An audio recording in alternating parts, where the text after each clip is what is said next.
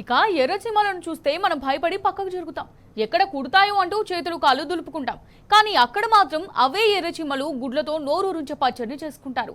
మాగాయ, టమాటా, చింతకాయ పచ్చళ్ళలాగే రుచికరంగా పచ్చడి చేసుకొని లొట్టలేసుకుంటూ తింటారు భద్రాద్రి కొత్తగూడెం జిల్లాలోని గిరిజనులు.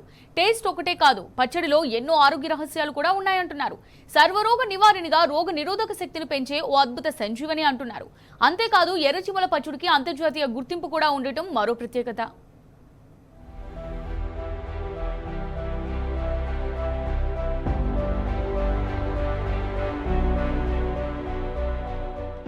మారుమూల అటవీ ప్రాంతంలో నివసించే గిరిజనుల ఆహారపు అలవాట్లు చాలా కొత్తగా ఉంటాయి.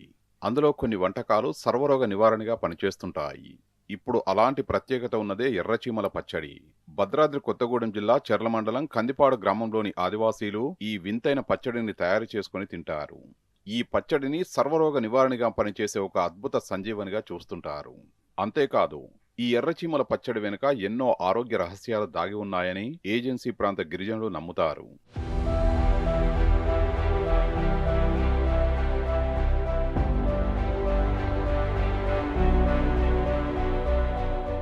అడవుల్లో చెట్లపై ఉండే ఎర్రచీమలు వాటి గుడ్లను సేకరించి సాంప్రదాయ పద్ధతిలో దంచి ఈ పచ్చడిని తయారు చేస్తారు.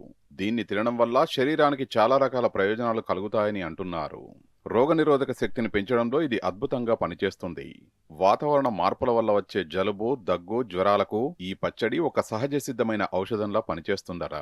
రోజంతా కష్టపడే గిరిజనులకు ఎలాంటి అలసట లేకుండా ఎల్లప్పుడూ హెల్దీగా, యాక్టివ్గా ఉండేందుకు ఈ పచ్చడి దోహదపడుతుంది.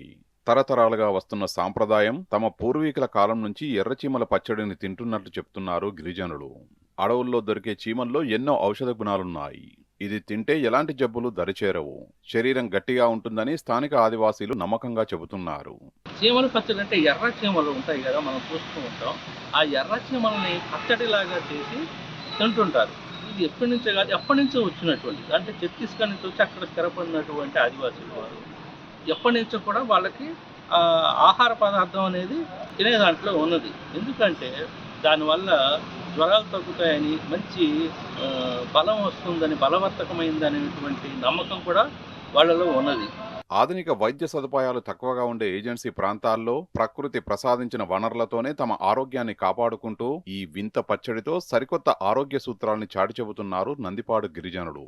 ఛత్తీస్గఢ్, ఒడిశా, జార్ఖండ్ వంటి రాష్ట్రాల గిరిజన ప్రాంతాల్లో శతాబ్దాలుగా వాడుకలో ఉన్న ఎర్రచీమల చట్నీ నేడు దేశవ్యాప్తంగానే కాకుండా అంతర్జాతీయంగానూ గుర్తింపు పొందుతూ ప్రతి ఒక్కరిని ఆకర్షిస్తోంది.